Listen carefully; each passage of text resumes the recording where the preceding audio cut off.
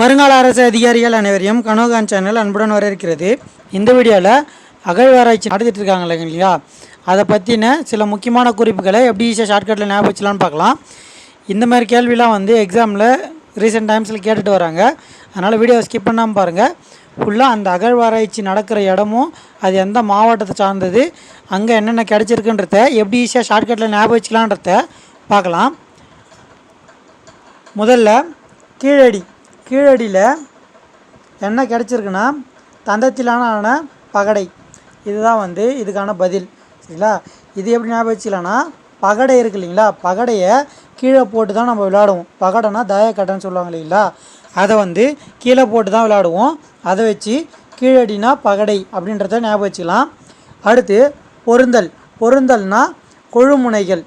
இது எப்படி ஞாபகம் வச்சுக்கலான்னா, பொருந்தல்னா பொறுமையாக தள்ளுறதுன்னு ஞாபகம் வச்சுக்கோங்க. கொழுனா அதாவது கொழுன்னு இருக்கிறவங்கள டக்குன்னு தள்ள முடியாது, பொறுமையாக தான் தள்ள முடியும். அதை வச்சு பொருந்தலில் கொழுமுனைகள் கிடைச்சிருக்கு அப்படின்றத ஞாபகம் வச்சுக்கலாம். அடுத்து கொடுமணலில் சுழல் அச்சுக்கள். சரிங்களா, இது எப்படி ஞாபகம் வச்சுக்கலான்னா,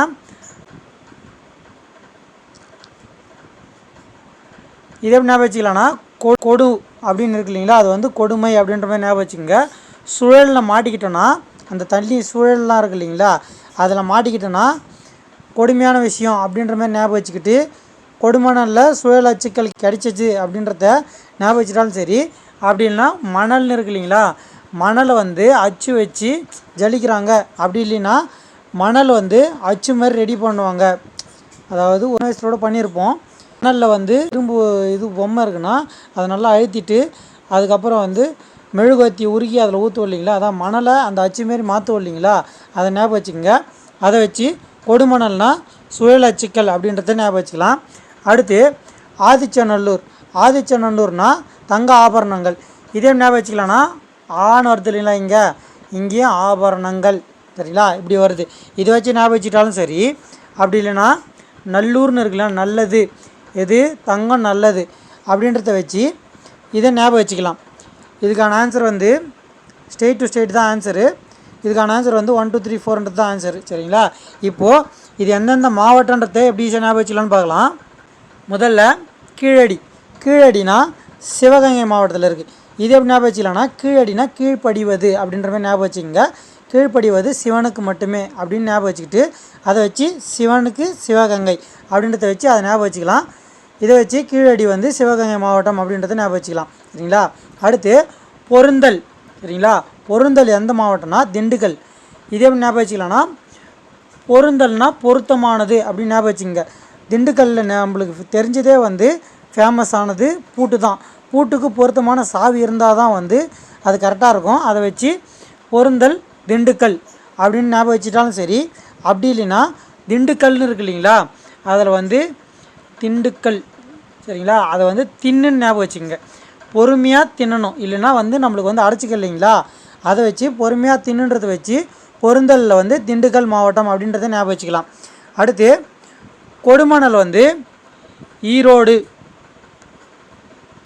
இது எப்படி ஞாபகம் வச்சுக்கலாம்னா, கொடுனா அதுக்கான மீனிங் ஈதல் அப்படின்னு சொல்லுவாங்க இல்லைங்களா, அதை வச்சு கொடுமணல்னா ஈரோடு அப்படின்றத ஞாபகம் வச்சுக்கலாம்.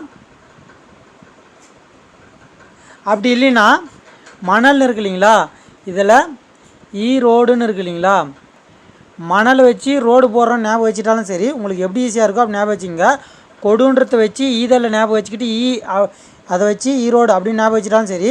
மணலில் ரோடு போடுறாங்கன்னு ஞாபகம் வச்சுக்கிட்டு ஈரோடுன்னு ஞாபகம் வச்சுட்டாலும் சரி. உங்களுக்கு எப்படி இருக்கோ அப்படி ஞாபகம் வச்சுக்கோங்க. அடுத்து ஆதிச்சநல்லூர் தூத்துக்குடி.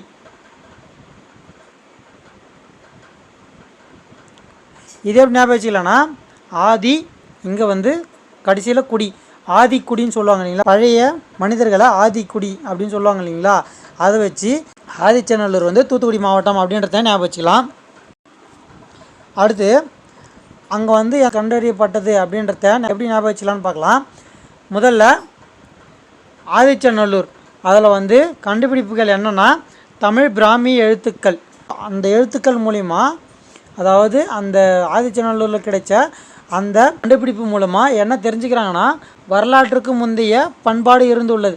அதாவது இந்த பிராமி எழுத்துக்கள் மூலிமா இந்த விஷயம்லாம் வந்து தெரிஞ்சுக்கிறாங்க அப்படின்றது தான் வந்து பொருள்.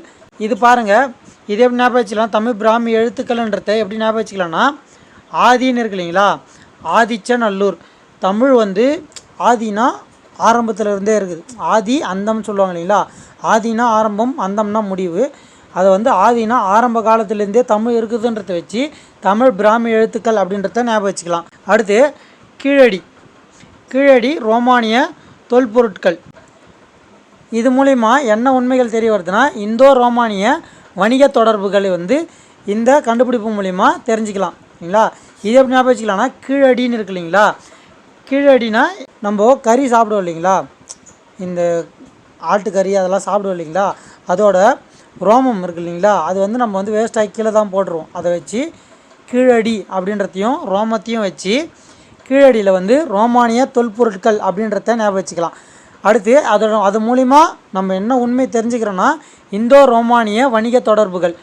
நம்ம வந்து இந்தியாவில் தான் கண்டுபிடிக்கிறோம், அதை வச்சு இந்தியான்றது நம்மளுக்கு தெரிஞ்சிடும். இந்த ரோமம் இருக்கு இல்லைங்களா, அந்த ரோமன்றதை வச்சு ரோமானிய அப்படின்றத அதிலே வந்துடுது இல்லைங்களா, அதை வச்சு இது ஞாபகம் வச்சுக்கலாம். அடுத்து பையம்பள்ளி. பையம்பள்ளினா இரும்பு கருவிகள்.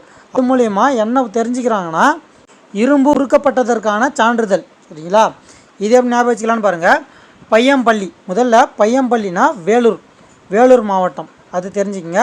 அது எப்படி ஷார்ட்கட்டில் ஞாபகம் வச்சுக்கலான்னா, வேலூர்ன்றது இருக்கு இல்லைங்களா, அதை வந்து பாதியாக பிரிச்சிங்கன்னா வேலு அப்படின்னு வருது இல்லைங்களா, வேலு வந்து ஒரு பையன் அப்படின்றத வச்சு பையம்பள்ளி அப்படின்றது வேலூர் மாவட்டம் அப்படின்றத ஞாபகம் வச்சுக்கலாம். சரிங்களா, இங்கே வந்து என்ன கண்டுபிடிச்சிருக்காங்கன்னா, இரும்பு கருவிகள்.